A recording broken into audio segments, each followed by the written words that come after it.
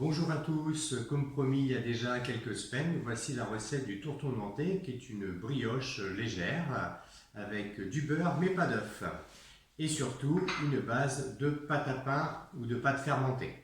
Donc moi j'ai gardé la pâte comme je vous avais dit de mes burgers. Donc nous avons besoin de farine, de sel, de sucre, de lait, de levure dans laquelle j'ai mis un petit peu de lait pour délayer et donc notre petite pâte fermentée. Comme d'habitude, je vais faire une fontaine et mettre mon sel et mon sucre autour pour éviter d'être en contact direct avec la levure. Donc je mets ma levure délayée, je remets un petit peu de lait pour éviter la perte.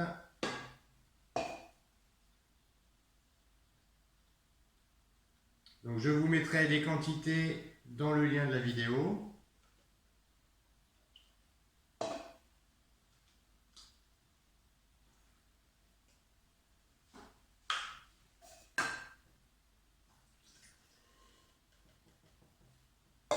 Ma pâte fermentée. Je garde le beurre pour l'instant, donc j'ai déjà mon sucre, mon sel, c'est déjà fait, j'avais déjà mis au démarrage de la vidéo. Et je vais pouvoir mettre en pétrissage. Donc je démarre sur la vitesse 1. Alors j'ai gardé un petit peu de lait, dans votre recette vous avez un quart de litre de lait. J'ai mis que 200 dans le pétrin et je garde 50 pour pouvoir réhydrater ma pâte si besoin. C'est une pâte qui n'est pas très collante. Donc ça va dépendre de ma farine tout simplement. Alors il peut y avoir besoin d'un peu plus de un quart de litre. Donc là on sent que le robot il travaille ferme.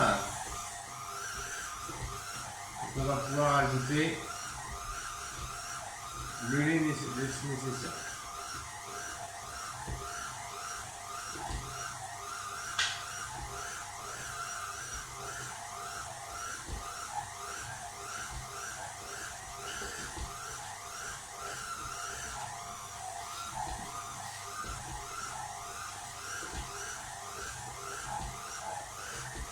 On va aller voir ce qui se passe dans le robot.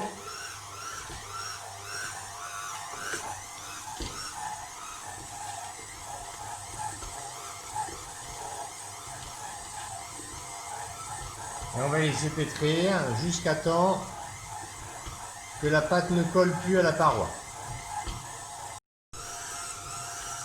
Donc on voit que la pâte n'adhère plus du tout à la paroi. Donc nous allons pouvoir ajouter la matière grasse. Donc j'ai mis mon beurre, coupé en morceaux. Beurre à température ambiante, ne le faites pas fondre au micro-ondes. C'est ce qui va donner un petit peu de souplesse à notre pâte qui pour l'instant est encore assez ferme. Donc là je vais pétrir entre 10 et 20 minutes. Voilà, le pétrissage est terminé. Là j'ai relevé le batteur pour que vous puissiez observer la pâte. Là on a une pâte lisse et brillante, élastique mais pas collante.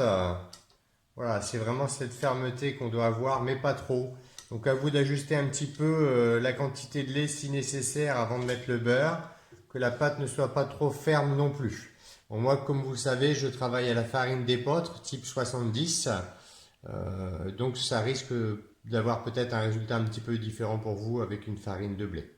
Donc là, cette pâte, on va la faire pousser 1 heure à température ambiante avant de la rompre et de lui faire passer la nuit au frais pour à peu près 8 heures et de pouvoir la façonner. Voilà, donc là je vais la rompre et la laisser tranquillement à température ambiante.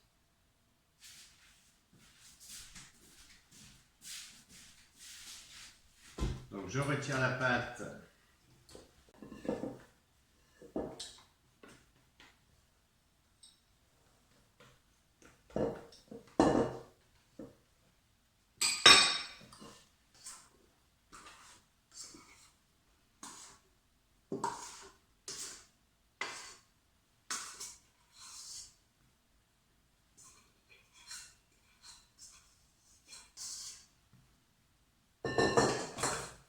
Voilà, on a une pâte bien souple. J'ai fariné un petit peu mon poste.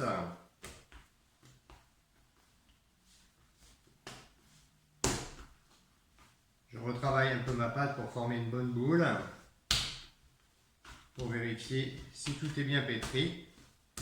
Voilà. Et je vais déposer ça dans une calotte, un petit saladier.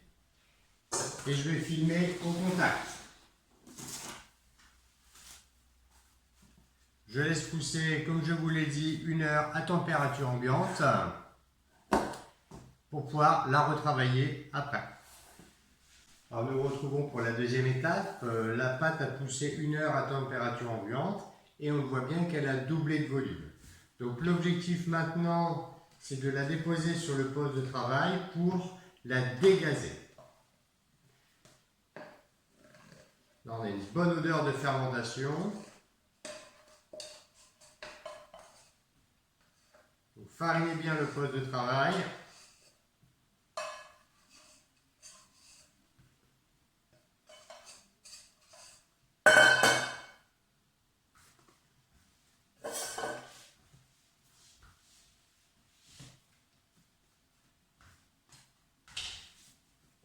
Donc là on va bien plier la pâte, la rabattre, tout en appliquant une rotation. Et on sent les petites bulles de gaz qui vont sortir. Donc la pâte ne colle plus.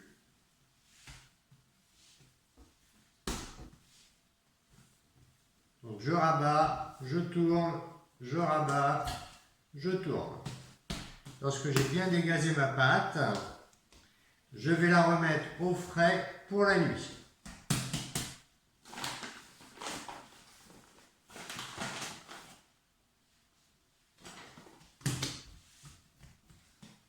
Voilà le beau pâton. Je remets un film au contact pour éviter que la pâte croûte. Et c'est parti pour 8 heures au frigo, voire 12 heures, ça ne pose pas de souci. Et voilà, notre pâte a passé la nuit à pousser au frais. On voit qu'elle a quand même plus que doublé de volume, malgré la pousse au froid. Donc maintenant, nous allons de nouveau la dégazer. On voit les petites bulles de gaz. On a une pâte qui est assez ferme.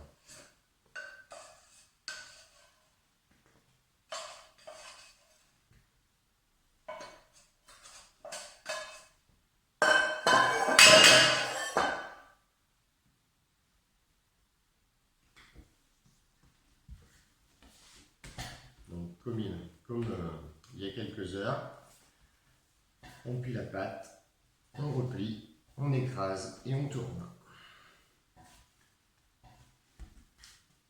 J'ai fariné légèrement mon poste de travail. C'est une pâte qui colle très peu.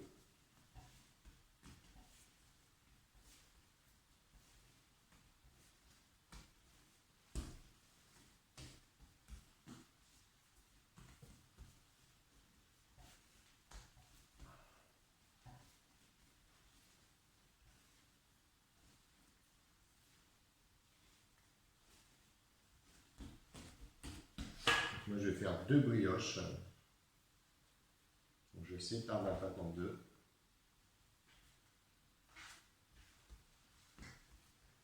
On va faire la forme traditionnelle, qui est une forme légèrement ovale. Donc, je pars d'une boule. Cette boule, je l'allonge un peu.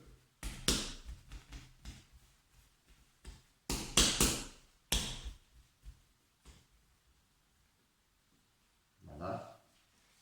Je la dépose sur ma plaque de cuisson pour que la pousse puisse se faire.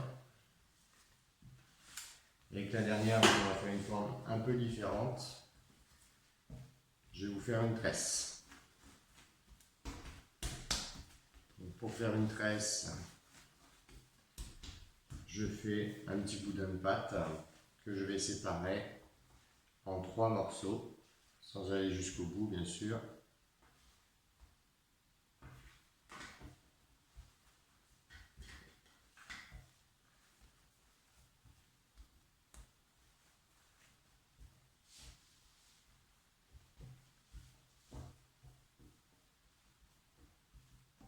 J'essaie d'avoir des longueurs équitables.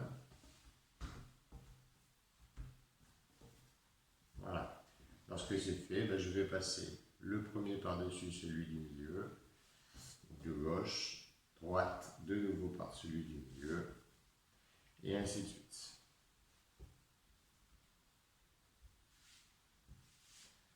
Arrivé au bout, je serre bien ma pâte et j'ai une tresse.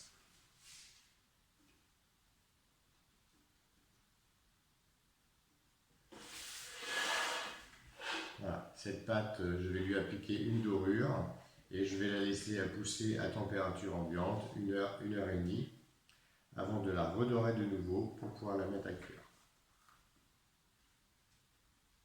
Je ferai des petites incisions également sur la pâte, la boule, simplement pour rester dans la forme traditionnelle. Voilà.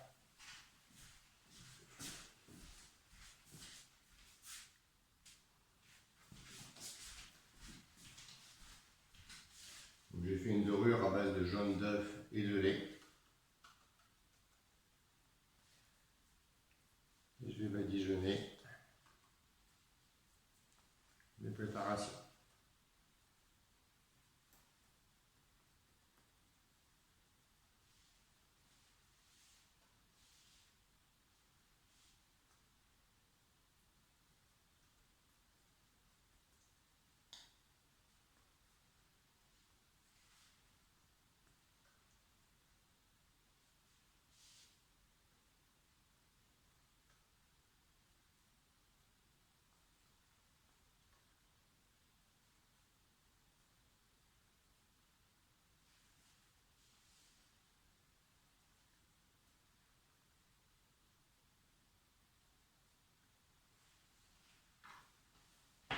Voilà, on est parti pour une pousse d'1 heure, 1 heure et demie, température ambiante, idéal devant les fenêtres s'il y a du soleil, ou sinon à proximité d'un radiateur ou d'un four qui est en chauffe. Voilà, ça fait une bonne heure que les brioches sont en pousse. Elles ont bien gonflé. Je vais remettre un léger petit coup de dorure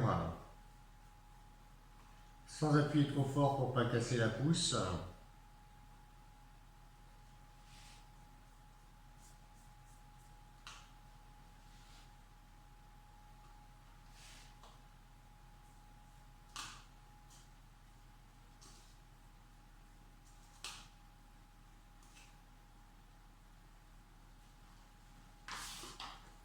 Je vais scarifier ma brioche.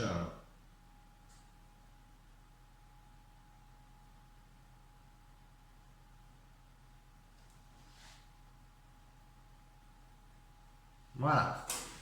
Et c'est parti pour une demi-heure de cuisson à 180 degrés, chaleur tournante.